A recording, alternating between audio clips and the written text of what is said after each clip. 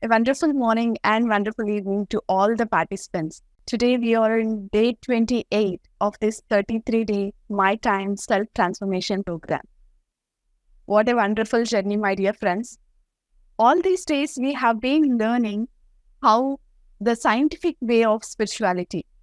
And today we are going to move a step forward and learn the point where science meets spirituality.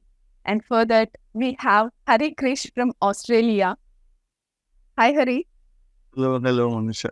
How are you? Good, thanks. How are you? I'm great. Thank you. Good to see you here again. So, I would like to give a short introduction about you. I know most of us know you very well because you were here as a host and as a speaker. So, you're very well known to participants. But I would like to give a short introduction for those who are new here. So, Kris is from Australia. He's based in Melbourne, and he's an international meditation coach and a mindfulness teacher. He has been associated with many meditation centers, and he is also a founder of Breath Universe. He believes that with simple breath, you can find self-realization and the true path for enlightenment. With that, Hari, it's over to you. Yo, Manisha. Thanks for the wonderful intro and then warm welcome again to make me feel the same, even though I'm coming back again and again. So welcome everyone already. So we'll start, and before we start, I would like to make it as interactive as we can and as active as we can. So if at all you are presentable, when you are presentable, try to turn on your videos, which would be good to see people and talk. This particular platform, IFSS, the National Federation of Spiritual Scientists, that name itself conveys to some extent that, science and spirituality can be next to each other, because there is this huge misconception, right? That science and spirituality can never go together. And spirituality is only for people who are above 60 or who have finished all their responsibilities. What is Hari doing here talking about spirituality? Right? At such a young age? No, not for me. But you know what? I started my journey of meditation and this path of spirituality seriously at the age of not even 2017 or so. Seriously, I would say 17, 18 years of age. But from my childhood, from the moment I know that meditation always been the subject at my home. So, but thing is, how does this match? In the conventional world, meditation is far away from spirituality, far away from science. So there is nothing that science can correlate with spirituality. Are all the misconceptions. And at the same time, in the recent past, what science is telling is, yes, meditation is helpful to reduce stress, to reduce, your mental tensions, to be at peace. That's all. Okay, it keeps you at peace. So meditation, yes, definitely is helpful. Just from a personality development point of view, just from to keep ourselves at peace. That's what science started to slowly prove. But today I would like to go a bit into the subject of the science and spirituality to understand a bit more about what is it all about and what it means to us. How does it matter what science thinks? Is what a spiritualist may say, and a purely logical scientific person may say, how does it matter what spirituality says? That's the kind of argument that people may come up with. But what I would like to tell today is, what is the definition of science? What is science? Science means what? Science means it's a systematic study, conventional science. I'm talking about conventional science where scientists do what they do in labs or in the nature out there. What the scientists do or what science tells us. Basically, the standard definition of science itself is like, it is a systematic study by predominantly three ways. So one, study of anything by experimenting. Study of anything by experimenting is one way. Two is by observing. Study of observation. Okay? Study anything by observing. Most of the space inventions are only by observing the stars. They just observe the stars through microscope or telescope. Many inventions happen just by observing. Okay? So the second is observing. So first is experimenting in the labs, mixing the chemicals. What happens if I mix these two chemicals, those two chemicals? What if I do this? What if I do that? What is elasticity? Why is a mosquito floating on on water? How can it float when there is mass? So all these experiments they do. What if I put oil on water and then make the fly float on it? So different experimentation. So experimenting, observation, and third is testing the evidences that they have got. If they got any evidence of something, if they got some evidence of the truth that, they found something. They found a new kind of rock, okay, which by accidentally someone has thrown some fire at that rock, and then that that has burnt for a long time, very long time. All that they have got is an accidental evidence. They have evidence that somewhere some rock has burnt for a long time. Now they have to test. How do they test? Based on that evidence, they pick up that rock and then they test it. If they burn it, it's burning for a long time without turning into ash. So how can we take energy from it, which becomes coal, which becomes a source of energy? So science predominantly doing these three things to prove anything, to understand, to study anything. Experimenting, observation, and testing the evidences that they have got. Okay? So now, I want to be practical and not too theoretical. Now let's come to spirituality. What are we doing here in spirituality? What are we doing is, we are meditating, right? And then whatever that happens in meditation, what we are all saying when we are learning meditation is, when we sit for meditation, we are asking you to observe. Right? We are all observing breath, observing the experiences that are happening, observing any sensations in the body that is coming up, observing every single thing that is happening.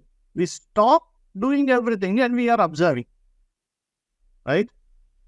So which is same as what science is doing as well. Yes, I'll tell the slight difference of where it comes. But thing is, science is observing few things, and in meditation and spirituality also we are observing. Okay? Second, science is experimenting. In spirituality, are we not experimenting? Thought creates reality. Someone said thought creates reality. Can thought really create reality? How to think? Rhonda Byrne has come up with this great movie called Secret. How to manifest whatever we want in life. Some teacher has said, thought creates reality. Okay. How are we actually telling? Some of us, this is just an example. Some of us might be telling that, what thought really creates reality. I could create so-and-so in my life. By meditating, by putting my source or using the power of thought, I could create something. Some of you might have experienced it. How did we do it? By experimenting with the thought. How not to be disturbed in daily life, how to come out of depression in daily life. You know what? Some teacher has come up and said, you do affirmations every day. You write gratitude journal every day so you can become so-and-so. Then what did we do? Do we know that we actually come out of depression by doing this? No. But what we do is we experiment it. By doing what? By trying to be positive, stay neutral, writing a journal, doing gratitude or reading right books, whatever it is. We follow the instructions and we actually experiment it in our life. And that results. So we are observing, we are experimenting. And third is testing the theories of the evidences that are obtained. That's what science is doing as well. Are we not doing it? We read about some evidence in a book by a master or something that happened. Someone has healed his physical illness. Who's one of our friend is meditating and then he has healed himself. Oh, how did you heal? May I know? Oh, did you read Louis L. Hay, who has cured cancer? There is an evidence. There is a live evidence that there is a person called Louis L. Hay who has cured our cancer, dangerous cancer, which is in stage 4, using spirituality or using meditation, affirmations, or whatever it is.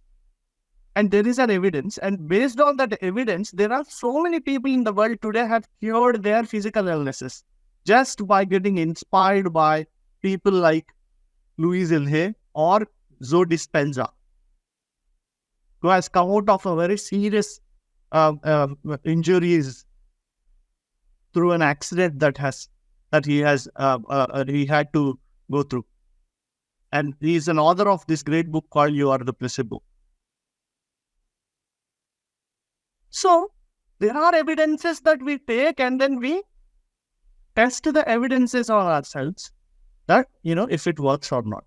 So whatever science is doing, spirituality is also asking us to do the same thing.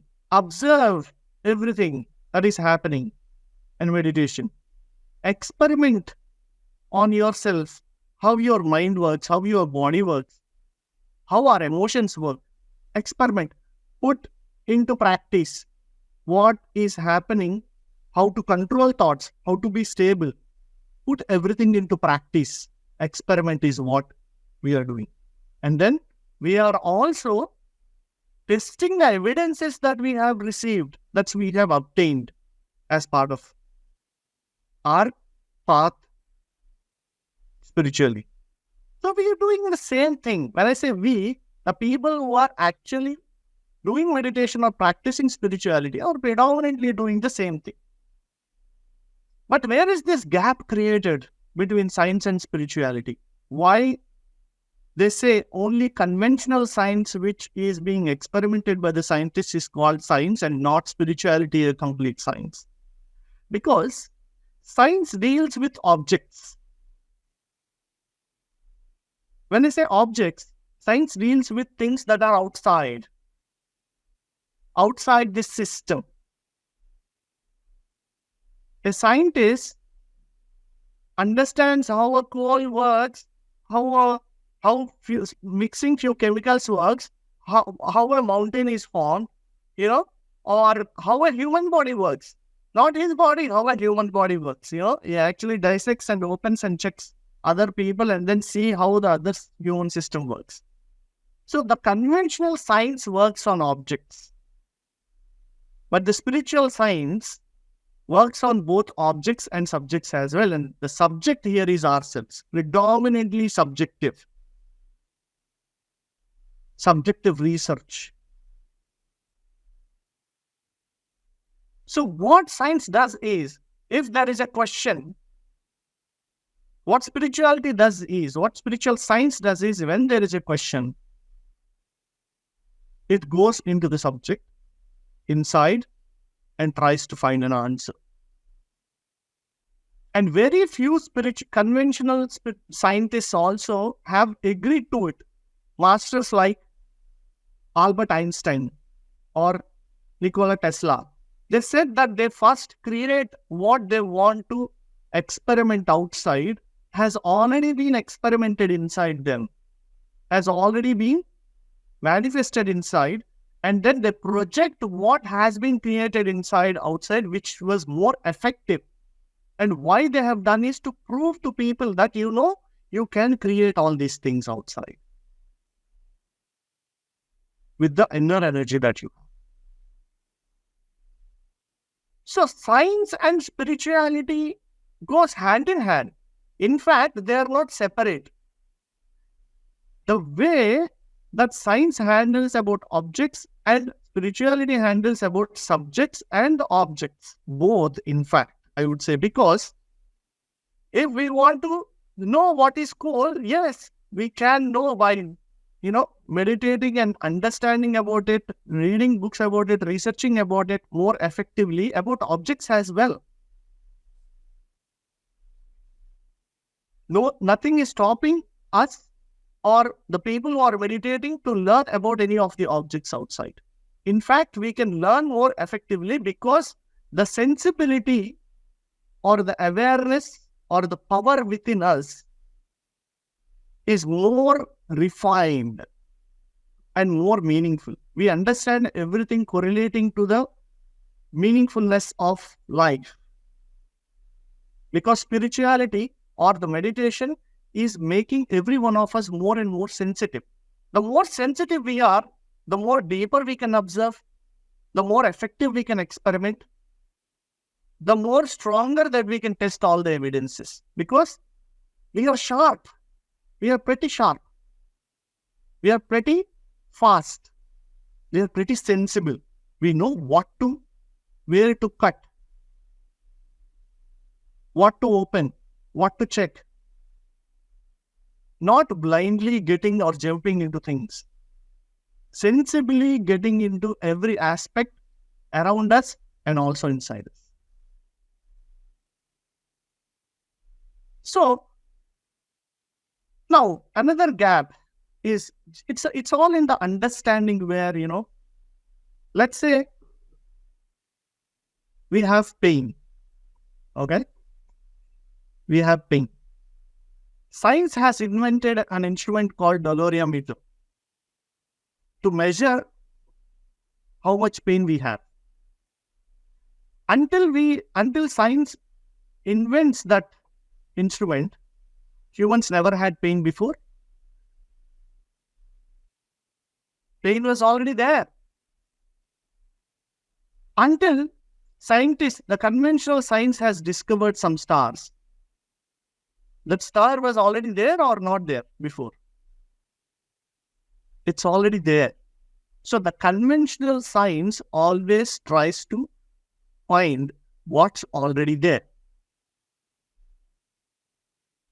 Okay? It won't create anything. Let's say two chemicals are mixed, hydrogen and oxygen mixed and creates a H2O. Before someone has actually, or CO2, carbon dioxide and oxygen, if they mix even 10 years before that they have found out, it's the same result they would have got. It's just that they didn't mix it. It's just that they didn't appear to do that experiment until then, but that's already exists. So likewise, everything already exists. So conventional science is slowly discovering one by one. They cannot deny our experience. Science cannot deny our experience. And we no need to be pulled down by something that conventional science has not experimented or not discovered. So that is why no meditator ever, no spiritual scientist ever can wait for the conventional science to prove something that already has happened to us. You know what? I can create every thought into reality is your experience, let's say. Let's say it is your experience of whatever I can think, I can create. Magic, genie. Universe is saying whatever we ask for, you wish is my command, is what universe is saying. This is your experience. Science says, how is that possible? It is not possible. Than science, it is your experience. Science may not have the instrument to measure that experience, but it is your experience. When we discovered that, we have to stay with it. We have to hook on to it, because all that is waiting on is a logic that adds to it, but actually not reality. The reality is already there. The experience is already there. So, spirituality is far more superior than science, because science finds the conventional science that I am talking about still need to discover an instrument to measure something that happens in us, within us, measure our experiences. And then it's slowly evolving. The conventional science now can read mind patterns. The conventional science can now slowly can read what body does when we meditate and when we don't meditate. And the food, how body is reacting to the food that we eat. All this research is slowly being uncovered by conventional science as well in the recent past. Last 30, 40 years was like extremely advanced in because science is started, the conventional science started to look at spirituality. What are they saying? Recently, I heard that, not recently, a few years back, I heard that someone in US had taken patent on turmeric, saying that it has medicinal values. Just recently, 5 years back or so, some US scientists have discovered that turmeric has medicinal values, and they have taken a patent on it. How funny it is. It has been truth, and it has been applied over ages.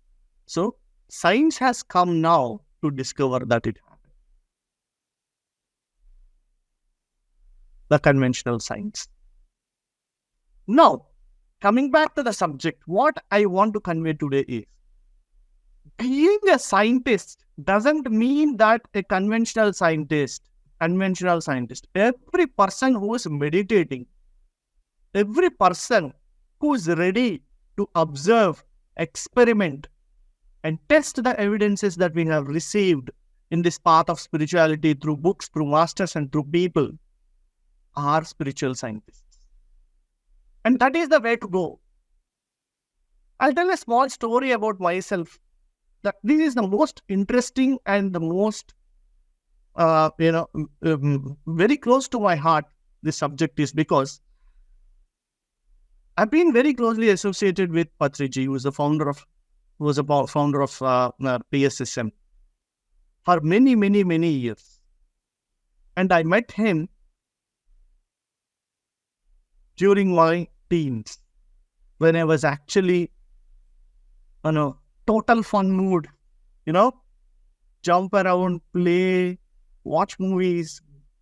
I'm not in any mood to meditate, but because of one of my uncle, I had to sit for meditation forcibly, just to,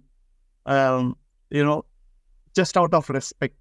But that changed my life, with so many experiences coming onto me. And then I had this thought, like, what is happening? How can I see this vision? How can this sensation come into the body? How can I feel the heaviness in my head? I'm just sitting and closing my eyes and observing my breath, how all this is happening. I have so many experiences. Then first time when I met Patriji, my uncle introduced to Patriji and then said, tell all your experiences to him. He may say something. I told all my experiences to Patriji. Not so enthusiastic, because I have this question. I'll tell you what this question is. And I asked him. I said, sir, I have got this experience. I have seen this vision. I have this heaviness in the body. I have this in the spine. All the things that happened to me. And then he was so happy, as if watching some student in the classroom who has, achieved something really big. Who has won inter-school competition on something, and then, so he was so happy and elated. Then after 5 minutes, I asked, "Sir, I have a question." He said, "Yeah, go ahead." He was so happy that, I'm a young meditator who meditated and got so many experience. And he asked, "Okay, go ahead. What is the question?" I said, "Sir, I got all these experiences, but do you think these experiments, all these experiences are true, or are these my imagination? Like, are these my hallucinations, or are all these experiences true?" You know what he told?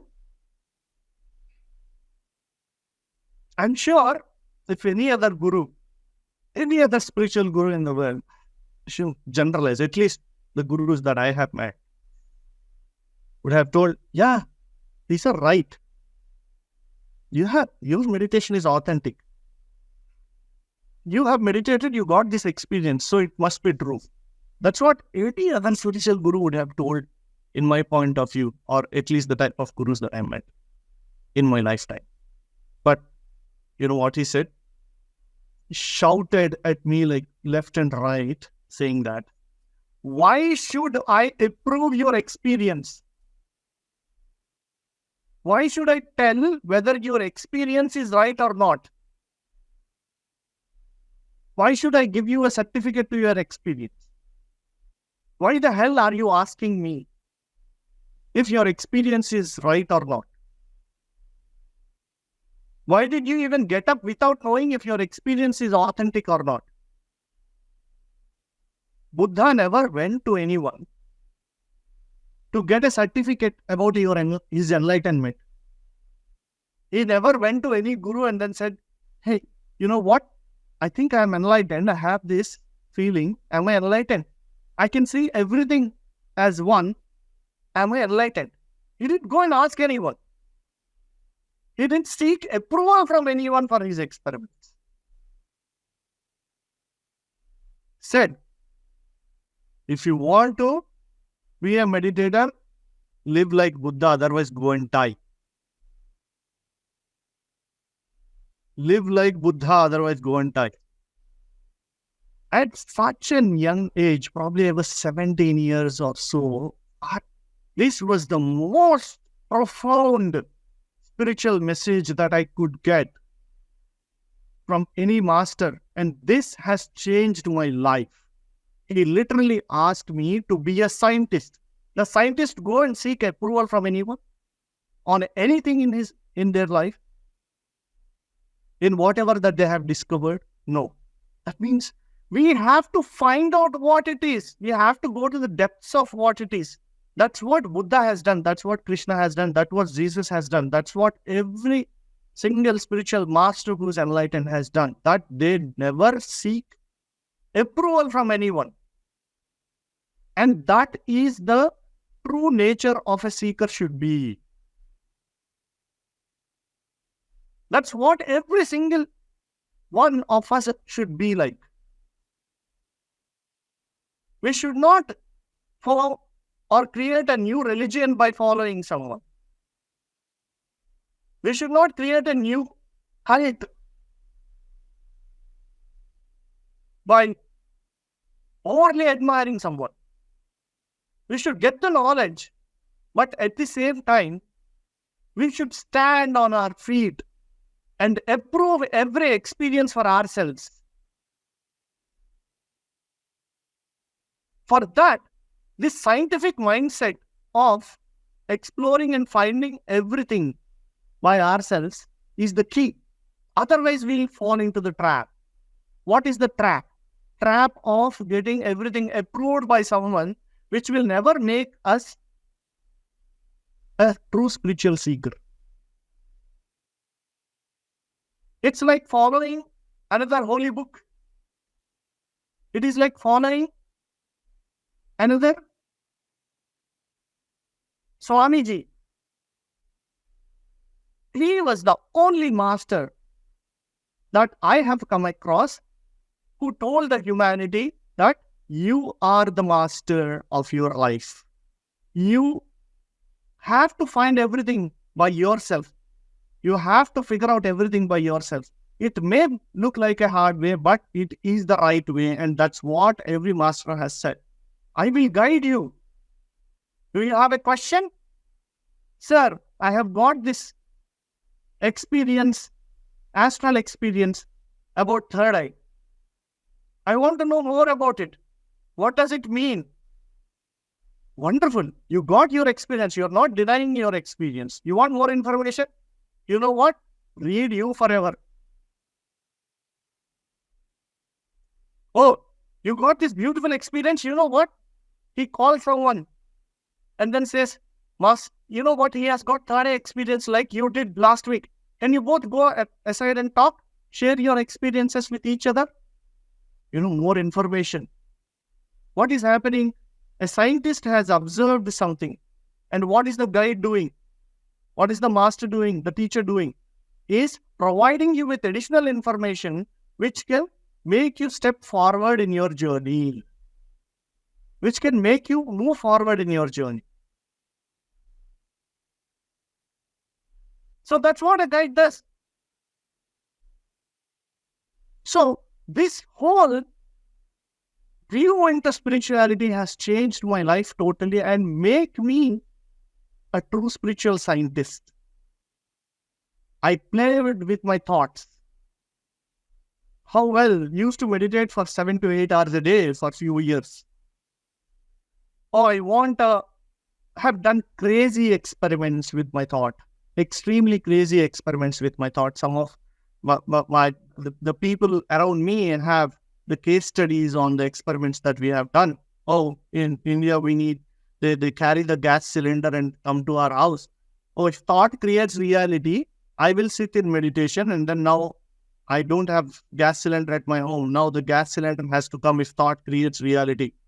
I will not get up either if it is 1 day or 2 days or 3 days, whatever it may be, that without calling anyone, that gas cylinder has to come to my house. It may sound crazy, but I'm telling to what extent that you can. But we need to be ready for that. Okay? Because thought has to be purified to the extent that it can create reality. And we sat for meditation, literally asking for, the gas cylinder to come home. After 3 to 4 hours, someone knocked the door and then said, I'm going home. I have the last cylinder with me. The gas cylinder guy who's delivering cylinders to every home, he said, I have the last one. I just delivered one next door. I'm going home. Do you want any? He knocked the door and asked. And the people at the time who were in the house with me got shocked with this experiment. Thought creates reality worked. How did I know? I experimented it. It may sound strange. It may sound like a magic. But it works if we have sincerity. I'm just telling this experience only to tell you all that we all can experiment on anything. We are a true spiritual scientists. And that is the only way. Having this scientific temper of or urge to find everything on our own is the only way. In this path of finding everything, books will aid us. These sessions will aid us. Masters will aid us. And meditation gives the energy, the awareness, the sensitivity. Energy, awareness, and sensitivity. These three are very important aspects, and that's what meditation gives. It gives the power to be able to do anything in life, to give that strength, inner strength. Okay? And the awareness, the power of observation, the power of awareness, presence is what meditation gives. And the sensitivity, to be able to sense everything. See, if something which cannot be seen through eyes is in front of you, for example, meditation makes you so sensitive that you can even perceive things that cannot be perceived by this body. I don't want to go more deeper, that there are things which you can perceive astrally. But for that, our astral body should be active. Our astral body should be vibrant. And that vibrance is something that meditation is. So by doing meditation, by having this urge of finding everything on our own, every one of us can become a Buddha. And Buddha is a true spiritual scientist. So before closing, I would like to take the analogy that once again, Patriji has given on this topic. There are 3 stages in spirituality. 3 stages. Okay.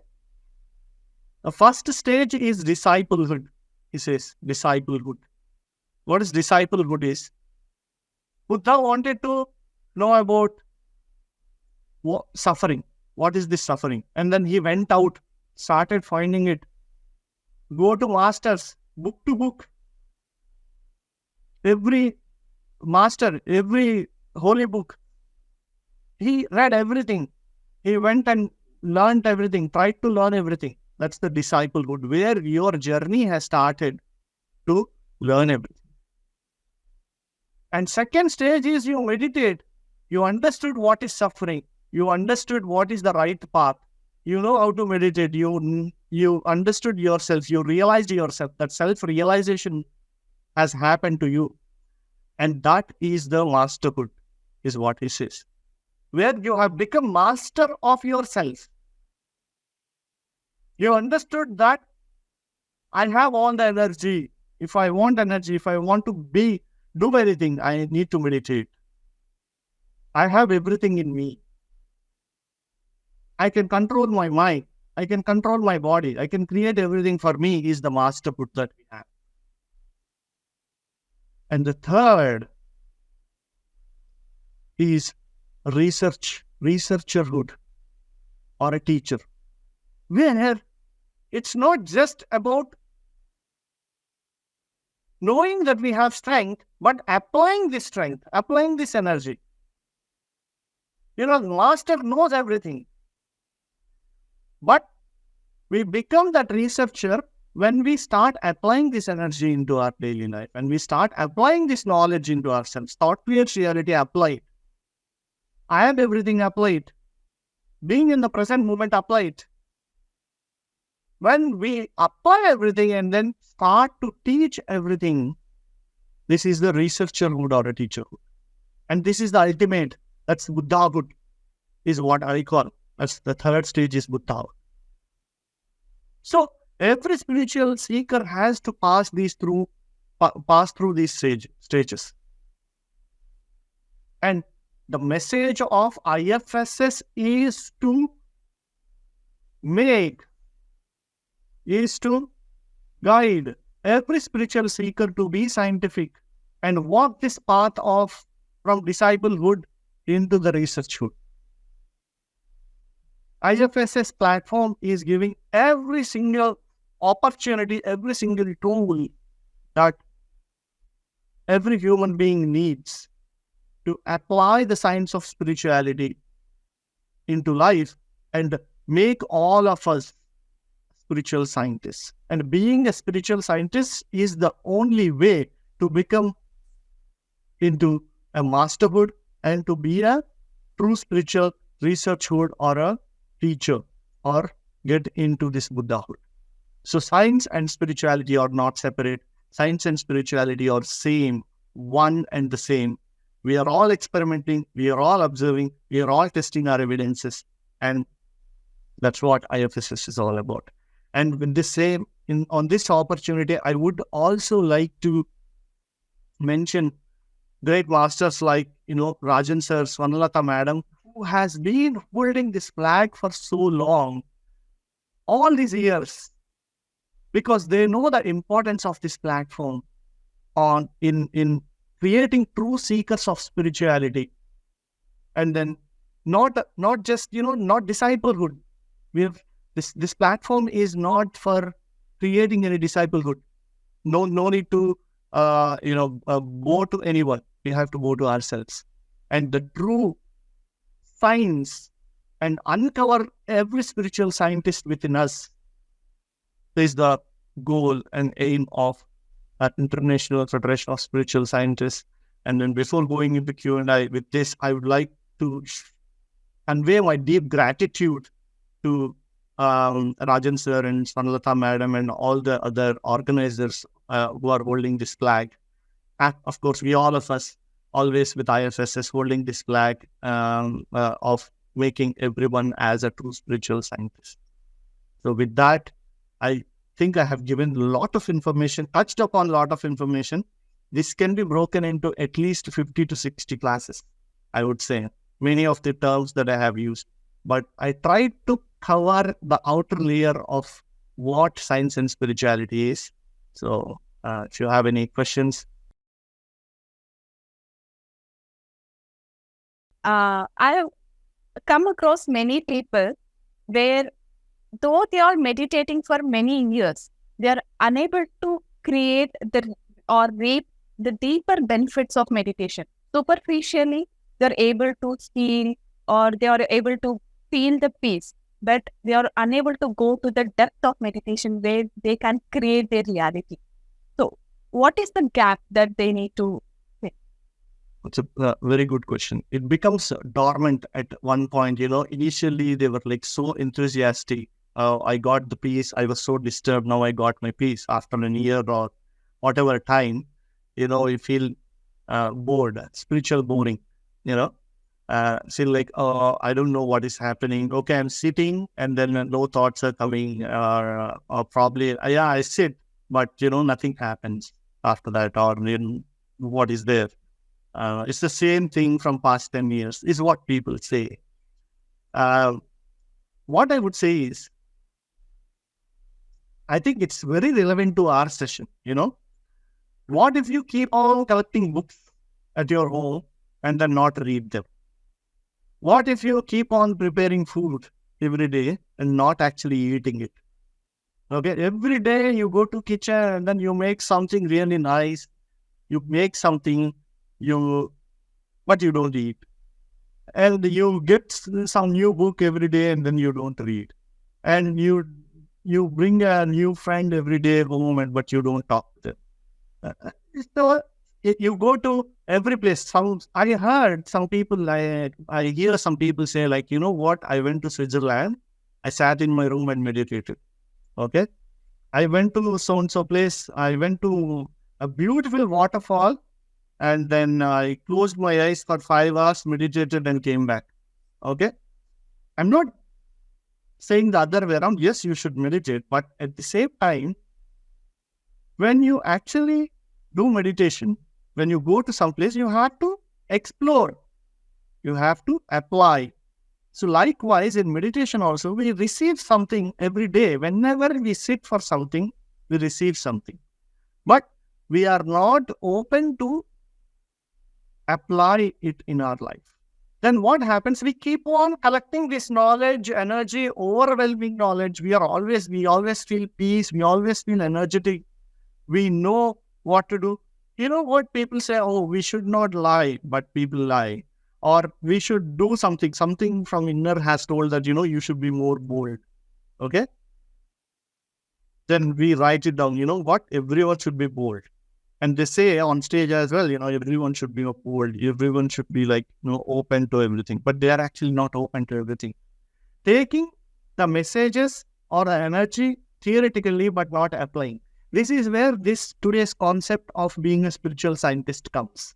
If we just meditate without experimenting, without testing the theories of the evidence that we have, without observing what is happening around, meditation can become extremely boring.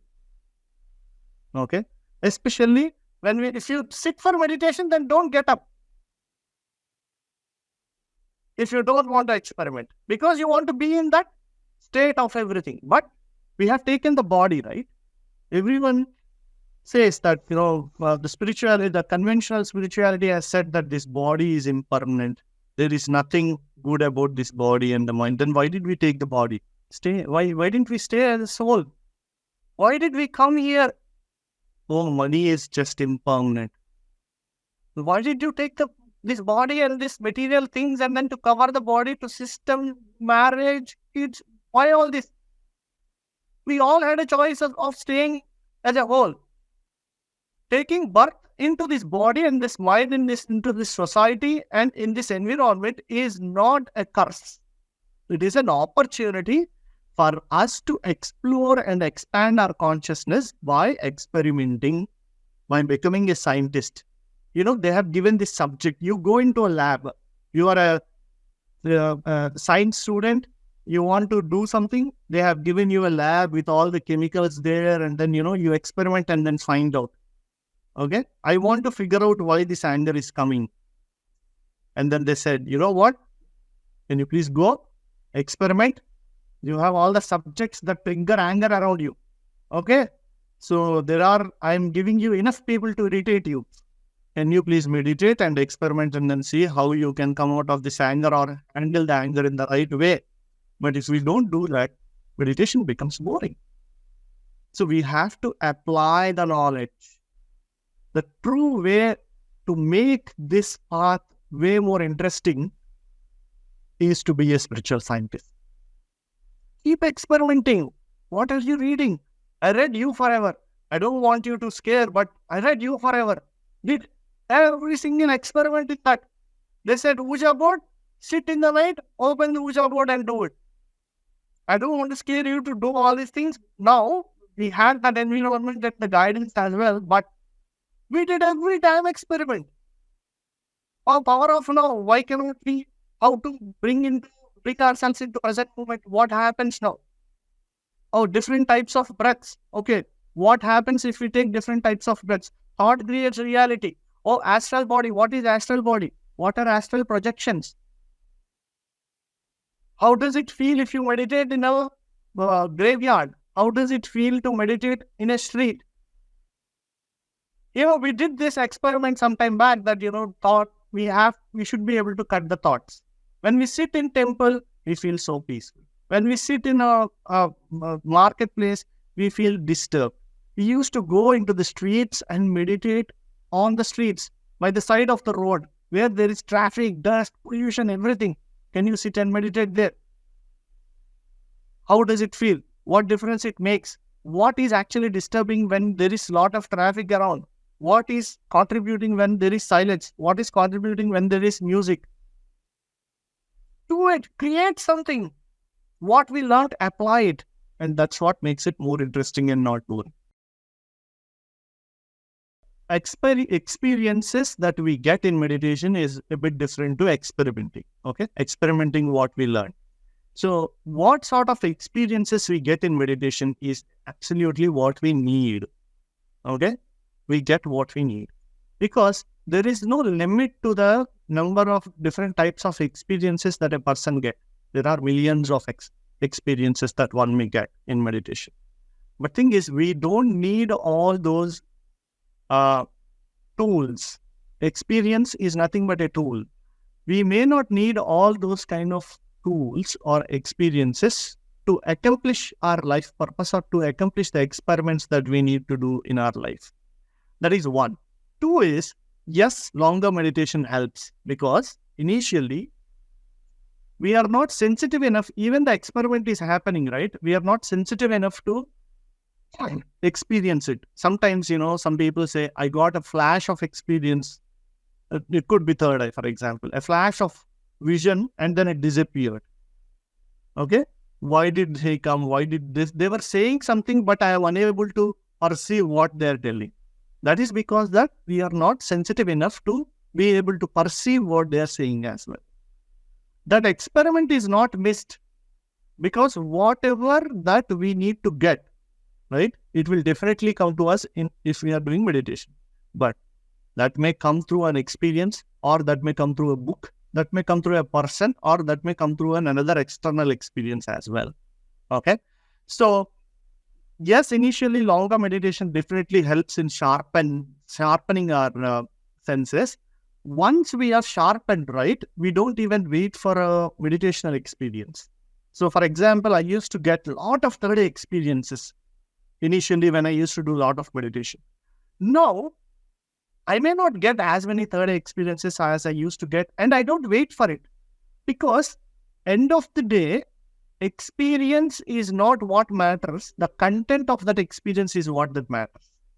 And I may get that from a simple line in a book or while talking to you in this session. Okay. Somewhere I get that answer or an experience later. So becoming sensitive is the key. Until you become sensitive enough, we have this question, we have this urge, you know what, something is missing, I'm not getting that. Then you have to meditate more. Start calling yourself a spiritual scientist. Have this scientific temper. We are not creating another religion or another cult through spirituality or meditation. We are creating a spiritual scientific community on earth by IFSS or through this Breath Universe, the flag that I hold from Australia and then globally. We are all doing the same work. PSSM, which is a father organization of this all at once. So we are all creating a spiritual scientific community. The question is from Ramesh. Master, could you tell how to know our purpose of life? Very broad question, but to me to answer this question should be there. What is my purpose of life? What is the purpose of my life? Is a good question. Like we all know, right? What at one point we get this question: why are we living at all? So, what is the purpose of meditation? Life is how to know is by start living it. We will not know our life purpose until we start living the life that we have right now. Okay? So that will lead by doing meditation and then by living the life that we have right now, it will step by step uncover what our purpose is. Patisal always used to say in private conversations that when he started his first pyramid in Karnal, he don't know that PSSM will become so big and so huge. And then this is what it will become. Like it won't even just stay with PSSM. Now we have thousands of banners, thousands of spiritual societies itself have originated from PSSM. He doesn't know. So if you want to know the grand purpose, it will uncover. But for that, we need to start living our life right now fully in this moment. What is it today? What are the people that I met today? How am I spending my time today? Am I happy today? Am I blissful today in this moment? Is what will definitely uncover what are. So meditation and living life right now. On this note, I would like to tell this movie name called Soul. It's a wonderful animated movie. It's in English, but simple English as well. It is in Disney. You may find it somewhere on the internet as well. The movie's name is Soul. Okay? It's just 1 hour odd movie. Watch that. They beautifully explain what the purpose of life is. Because we lose the beauty of some person that we come across or the beauty of some nature that we have around us by thinking about the grand purpose.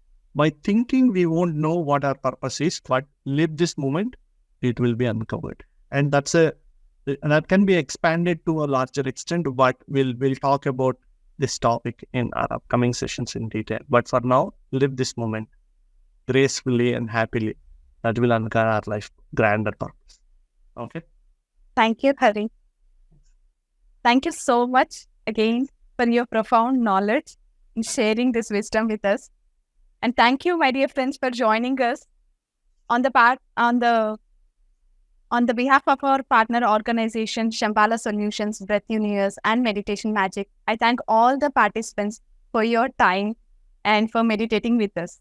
Thank you, everyone.